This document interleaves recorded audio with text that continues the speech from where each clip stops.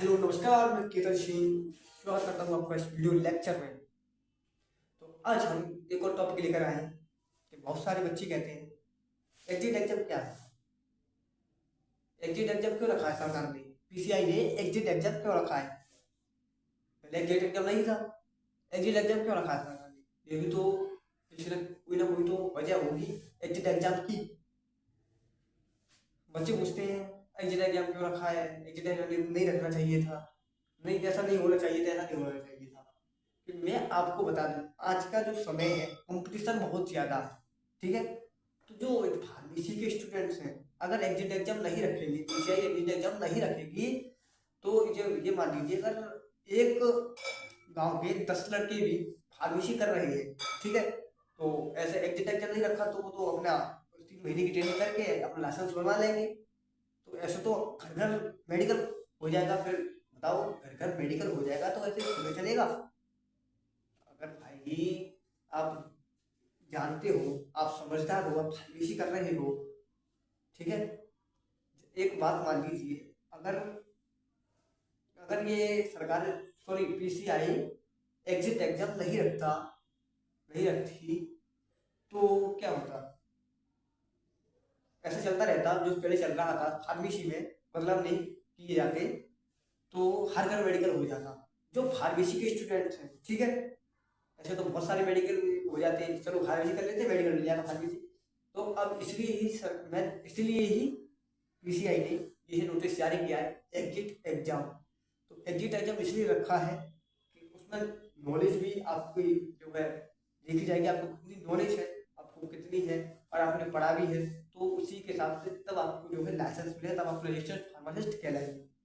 तो इसलिए पीसीआई ने ये रखा है कि अगर हम नहीं रखेंगे तो बहुत सारी लाइसेंस ऐसे ही चले जाएंगे, फिर मेडिकल्स भी खोल लेंगे ये, ठीक है।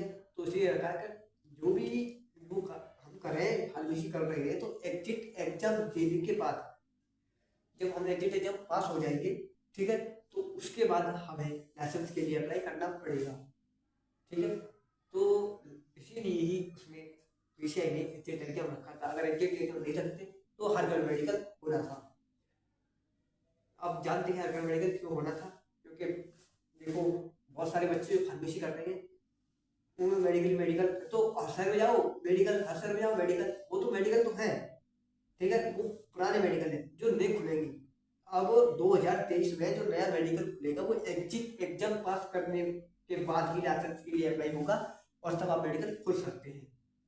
अब मान लीजिए 100 बंदे हैं, 100 बंदे मेडिकल की तैयारी कर रहे हैं, फार्मेसी, उन्हें एग्जिट एग्जाम नहीं देना, मान इमेजिन कीजिए नहीं देना है, तो 100 मेडिकल हो गए, ठीक है। अगर उन्हें एग्जिट एग्जाम देना पड़ेगा तो 100 में से मान लीजिए 100 में से आधे नहीं तो 75 या 76% बच्चे तो जो है एग्जिट एग्जाम पास कर लेंगे, जो बचेंगे वो नहीं कर पाएंगे, ठीक है। तो यही इसलिए किया है पीसीआई ने कि रजिस्टर्ड फार्मासिस्ट तभी कहलाएंगे, तब एग्जिट एग्जाम पास होगा, ठीक है। तो एग्जिट एग्जाम एक तरह से आप मान लीजिए पेट का पेपर है, पेट है, सी टेट है, यूपी टेट है, ऐसे ही एक एग्जिट एग्जाम रख दिया है उन्होंने, क्या नॉलेज भी देखी जाएगी उनकी, ठीक है। एग्जिट एग्जाम पास करने के बाद तभी आप रजिस्टर्ड फार्मासिस्ट कहलाएंगे, ठीक है। तो मैं इसी टॉपिक पर चर्चा करने आया था, एग्जिट एग्जाम है क्या, एग्जिट एग्जाम क्यों रखा गया है सरकार ने। एग्जिट एग्जाम इसलिए रखा गया कि इस चीज में सबसे ज्यादा कंपटीशन है, ठीक, फार्मेसी में। तो इसीलिए कह रहा हूँ, नहीं तो हर घर मेडिकल हो जाएगा, नहीं हर बंदा चाहता है मैं फार्मेसी उतरूँ, ठीक है। इसे अब क्यों नहीं चाहता, ये एग्जिट एग्जाम के बारे में सबकी मैं कहना नहीं चाहता, सब डर गए हैं exit exam, exit exam, exit exam ना तो कठिन आएगा, एमसीक्यू क्वेश्चन आएंगे, आपने जो पढ़ा है उसी में से आएगा, और थोड़ी बहुत बेसिक जानकारी आएगी जो आप जानते हैं, क्योंकि आसपास के केंद्र वैसे ऐसे आते रहेंगे, तो उनकी तैयारी करें आप। मैं तो यही कहता हूँ, मैं भी तैयारी कर रहा हूँ एग्जिट एग्जाम के लिए, मैं भी एग्जिट एग्जाम निकालूंगा इस साल, ठीक है।